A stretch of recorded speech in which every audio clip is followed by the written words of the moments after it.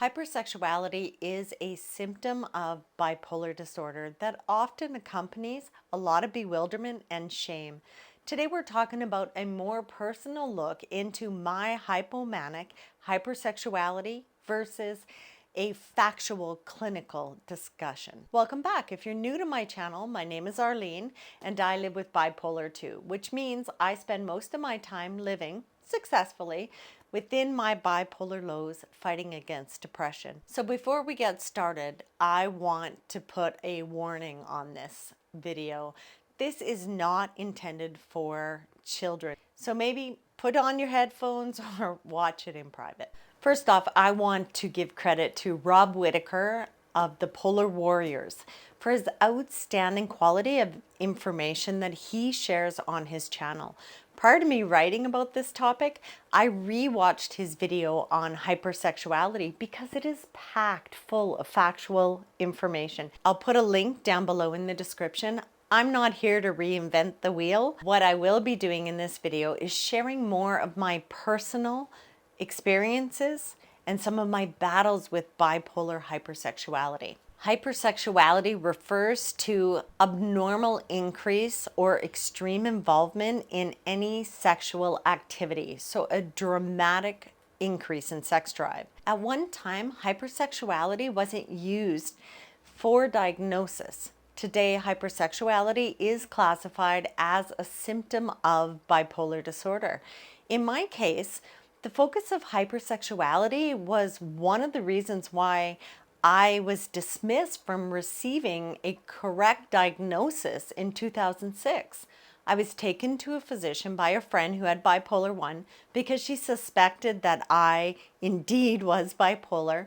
But when the hypersexuality question was asked, I wasn't able to say that I was having risky, unsafe sex with random people. So I was dismissed and bipolar was actually taken off the table. I discovered that he was using the information that he had based on bipolar 1 disorder alone. I had just left a 5-year marriage and I was not the cheating kind. Went against all my morals. However, that line was crossed in 2013 during the worst, most devastating episode that I have had to date. Thankfully, my girlfriend still believed that I had bipolar, and she encouraged me once again to seek help. That actually did lead to my diagnosis of bipolar 2 in 2014 during the crash off of this devastating episode. That's not saying everyone who has bipolar disorder fights with hypersexuality, but it is said that 80% do have hypersexuality during mania. It can even occur during a depressive episode as well, but it is less likely. Hypersexuality affects all ages, so please don't dismiss it as teenage hormones or curiosity or even attention-seeking behavior. We never know how deep it goes. I was one of those teenagers that shouldn't have slipped through the cracks, but I did. Instead, I was put on birth control at a very young age, and it was an unrestrained permission slip to go for it that was fed by an illness and sexual abuse that carried over from my childhood. Hypersexuality has also destroyed people's health, relationships, jobs, teenage pregnancies, unexpected pregnancies. It has even killed people due to the complications from STDs. I count myself as one of the lucky ones, as I have never had to go through any of the above. But psychologically, it definitely has taken its toll.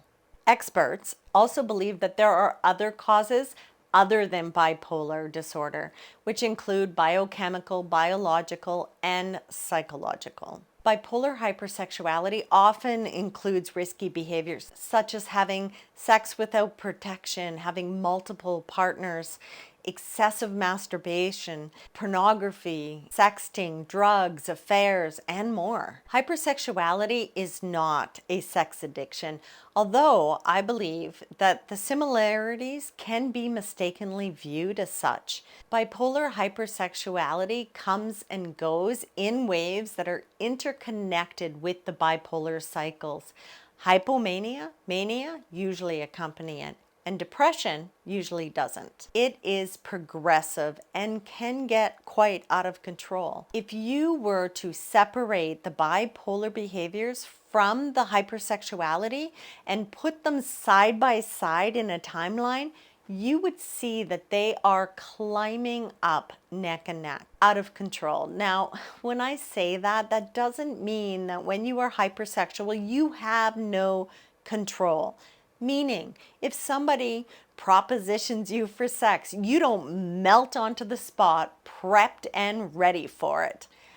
Out of control, again, can be timelined with the bipolar climb to hypomania and mania. When a person is hypomanic or manic, they are infamous for making bad and risky behaviors that, if examined closely, are out of character to the person doing it. Well, that bad decision making bleeds into hypersexual behavior, and that hypersexuality exceeds the standard of normal horny feelings, needs, and desires by a landslide, which we're going to talk about in this video. This is important to note. When I say desire, it can be misrepresented for the desires that we feel when we are talking about love and the people we love. And it is really hard for them to understand that this is not about love.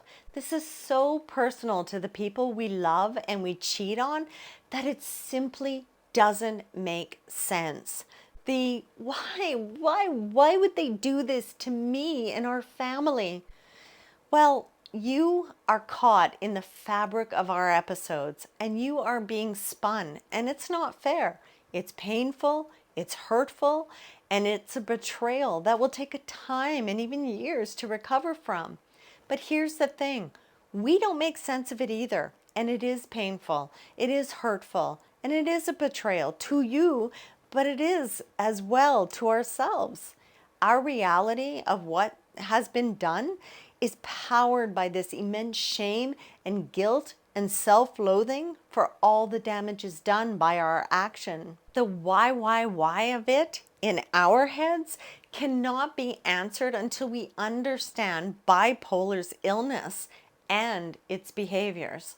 The why is the illness that controls us. It's not you or me, it's the illness.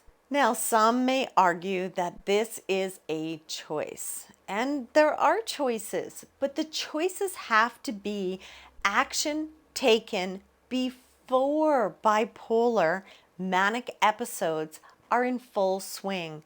Because once we're in full swing, the control lies in the hands of the illness. And there is a catch. The line between happy and too happy is not a line that we see. In fact, that line isn't like running a 50-meter dash. We don't see that ribbon approaching us. We can be 100 meters away from that line and in 1 second cross it. We don't know where the line lies, which is why we often have spotters, people that we trust to tell us what we can't see. Some never understand hypersexuality as a symptom.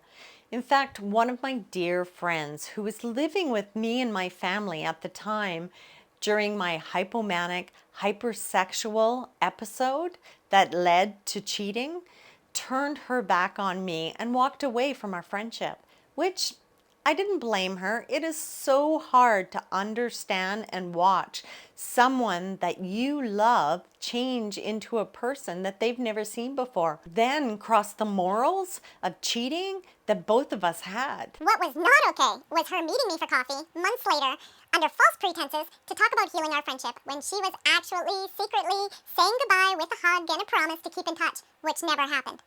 Not cool. I can't blame them for not understanding. I don't understand the chemical chaos of the illness, especially when I'm looking at it in hindsight.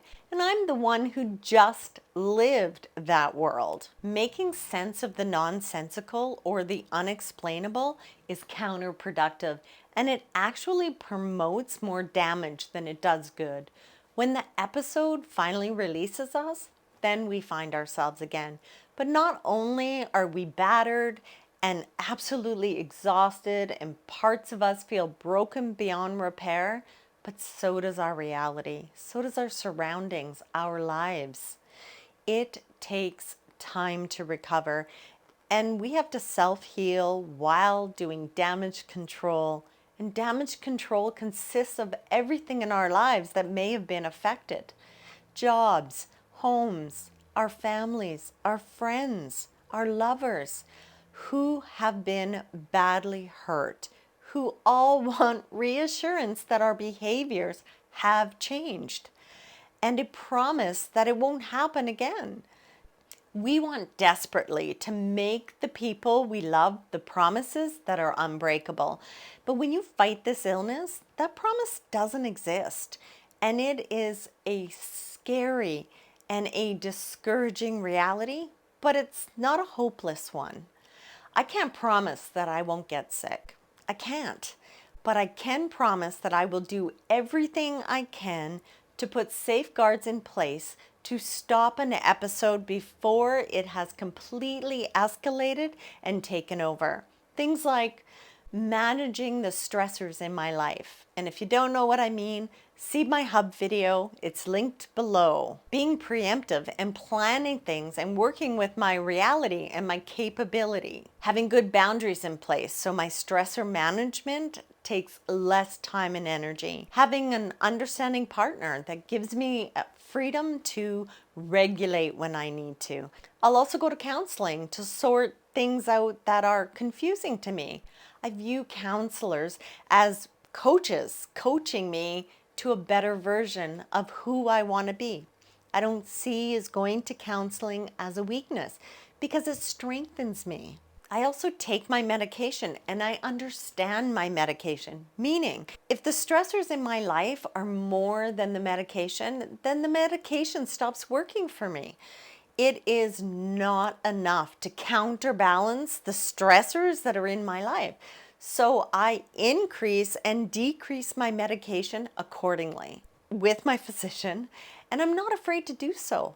During my divorce, I was up to handfuls of medication many times a day. Now it's over, and I've had numerous decreases, and I take a quarter of what I was taking then. I also have a team that I've trained to see my symptoms of hypomania, and when they speak, I listen and I act. They have full access to my mental health and have full permission to talk to each other behind my back and also to drag me into any hospital at any given time if any of them deem it necessary. No questions asked. That said, I'm sure that there would be a lot of swearing, kicking, and screaming, but they know that when I return to normal, that I will be thankful. Hell, I'm the one who trained them, so can I really blame them and be angry at them? I do have to point out, though, that not just anyone who loves me gets to be part of my safety team because they are handpicked by me and they've accepted. Because caring for someone with a mental illness, it takes time and attention away from something else in their lives. I would never be offended if they said no. Accepting or not accepting is not a measure of their love for me, nor is it a measure of my love if I don't ask you to be on my safety team. It's not a rejection. Those who love me but are not on my team are permitted to talk to any team member to share their concerns, but they do not have the same permission to act or talk directly into my life as my team does. Sometimes people are just too close to the illness and are too easily manipulated because the illness makes bad decisions and it is thinking and thinks at light speeds faster than anyone else. Therefore, it is preemptively manipulating people and scenarios to get what it wants. At least that's the pattern I've seen in my life. Hypersexuality is not about love that needs to be fulfilled. It's not a heart thing. Although my episodes sometimes have me convinced that it is, but it's not. It's about fulfilling a need to release the pressure that bipolar hypersexuality puts on my body and my mind. When you are bipolar, everything is measured in extremes. That's the illness. We feel things more intensely than the average person all the time. When you are in an episode and you are hypomanic or manic, everything is moving at speeds of light and is exaggerated even more to the point of nonsensical. Not just the thoughts, but our bodies as well are chemically shifting and firing and changing faster than what's actually understood. When you add hypersexuality on top of bipolar extremes, on top of hypomanic and manic speeds of transformation, on top of an illness that has now taken control of the motherboard, then you have a beast with endless needs to be fulfilled that is never satisfied, with the power to enforce the feeding of its wishes, which is the endless appetite for more. Hypersexuality is part of my illness, and it adds an element of crazy making that is really hard to explain, and it's even harder to understand because it manifests in our minds, but it shows up in our bodies and in our behaviors. One might think that one should have some form of control over it, right? No, it doesn't respond to common sense because we don't have common sense anymore. It responds to nonsensical thinking, behaving, and cravings. What does it feel like to me? Now, each one of us experience it differently because our lives are made up of different components that make us who we are today. We'll talk about some of the components that complicated my bipolar hypersexuality, like sexual abuse and misdiagnosis, which I'll share with you in another video in our series on hypersexuality. So the crazy making part of hypersexuality is a feeling. Now, it's not a love feeling, but a body and mind achish feeling. Simplified, I'll call it pulsing.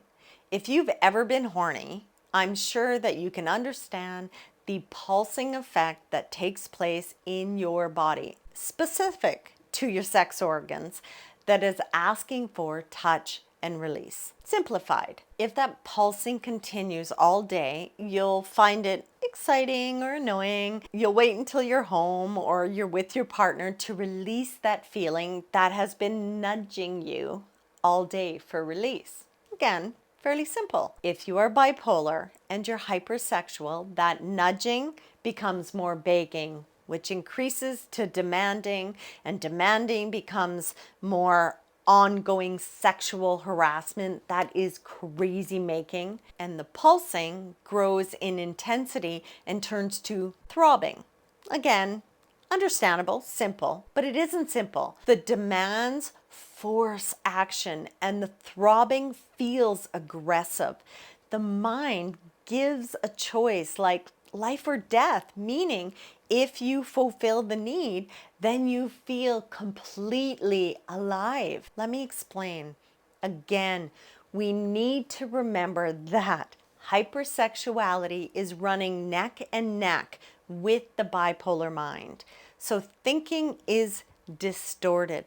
You cannot forget this, because if the bipolar is actively in a manic episode, so is the hypersexuality. If it's not active in an episode, then neither is the hypersexuality. You need to remember that everything is linked to the mind that is controlled by the illness. So my mind is trying to accomplish the nonsensical. And I don't believe it's nonsensical at the time. I believe it's more inspired and in tune with vibration, alive and growing creativity, which it is. very creatively fired up until those creative fires turn into a raging forest fire of chaos. The point is that my mind is obsessing over everything that it can.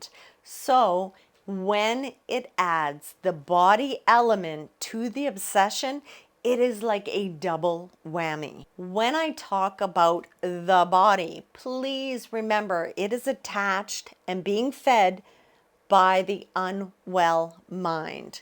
This is the link that people tend to skip over or forget to apply. Hypersexuality is a symptom of bipolar, hypomania, or mania. All right. When I am not in an episode, my body acts the same as others. It pulses with horny. But that is not at all what it feels like or behaves like when I'm hypomanic and hypersexual. Excluding the skin that is heightened and aroused by touch and even fabrics, I just want to talk to you about basic sex organs. Hypersensitivity doesn't really give the right picture because it is so much more than that. I have had multiple orgasms when I have been unwell by putting on my underwear or driving on a dirt road or even sneezing. And even less involved, a thought with no touch. There are no boundaries to what teases the sex organs, and there are no limitations restricting the orgasm itself. It is crazy making. And the orgasm doesn't actively release anything. In fact, it actively increases the intensity and the need for the next orgasm because it's never satisfied, because it is cycling and growing.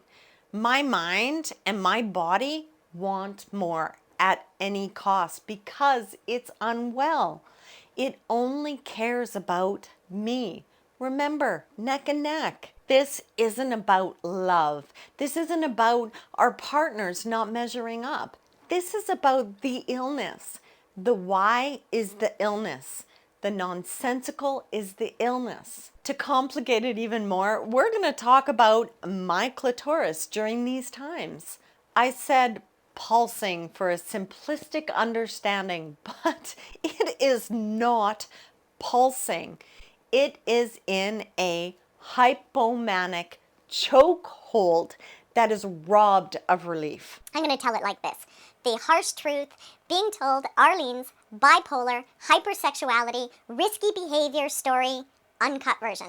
Edited, but uncut. One of my many risky encounters during an episode, I asked a stranger really, to choke me as close to blackout as possible without killing me during a sexual encounter to heighten the experience to match the intensity and nonsensical thinking that I was experiencing at the time because of my bipolar hypersexuality. Euphoric, but obviously very risky. Now, I use this as a way to explain my hypomanic hypersexuality because it is the closest thing that I can find to explain it. Everyone's held their breath, so I'm sure you can imagine what it would be like to be choked. The burning redness of your face as it's deprived of oxygen, the pounding of your head that's increasing with every second, the need for oxygen mixed with the fear of not having it, the I'll do anything for a breath, and the feeling that overtakes you when you get that first breath, that euphoric feeling of life itself that washes over you as you're gasping for more air. Well, that is my hypomanic hypersexual clitoris. It is in a choke hold by the illness itself with no release. It longs to be released and it obsesses on getting that first breath. An orgasm is just a momentary grip release of the windpipe before it is put back into a chokehold. This chokehold continues to happen. Remember that the orgasm adds to the intensity. It does not decrease it. So the obsession remains until the hypomanic part of the episode has released me and my clitoris with such an intensity to the state of my being. I am not connected to the partner. I am connected to the bipolar hypersexuality. The partner is just part of the equation that happens to be happening. It doesn't even have to be good because my mind and my body is doing all the work, and it is telling me that it is worth every moment, and that every moment is enchanted. Every move, every position, every sexual act is euphoric because it is controlled by the illness. And it is the illness that is relaying the information back to me in an obsessively controlling manner. Because of the intensity of the body and the mind mix that's happening to me, it's like this forbidden world. And it feels like this outer-worldly experience. In fact, it is out of this world, which again is the illness, which is why it is so hard to explain. And saying it's out of this world doesn't mean it's a good thing. At the time, it feels great because we are chemically being told that it feels great. But when that euphoric world crashes and we come back to reality, it couldn't feel worse, especially if it has led to cheating. I have come out of my hypomanic hypersexual states, and I have looked at the person I was then dating thinking, who the hell are you and why am I with you? We have nothing in common. But my illness portrayed a different reality for both of us. Sadly, again, the people that get caught in the fabric of the episodes is heart-wrenching and heartbreaking, to say the least. I know that my bipolar has tainted and even hurt so many people through the years. Many get caught in that whirlwind of my episodes and are left spinning like me after the hypomanic episode subsides. Loads of damage has been done and cleanup has begun in earnest after I had recovered my strength. The pickup, the brush off, the attempting to glue pieces back together is an excruciatingly painful and hard work, and every moment of it causes me to relive the experience. When the hypomanic episode ends, we can't take other people's pain away, and I'd venture to say that most of us would if we could. Our episodes make us suffer with so much pain already, and taking on other people's pain instead of watching them in pain because of our actions would be so much easier to handle. But that's not anyone's reality. It's important that we, as well as the people around us, understand as much as we can about the illness to potentially prevent an episode from escalating to that point. The more we understand about what's happening, the more we have to work with.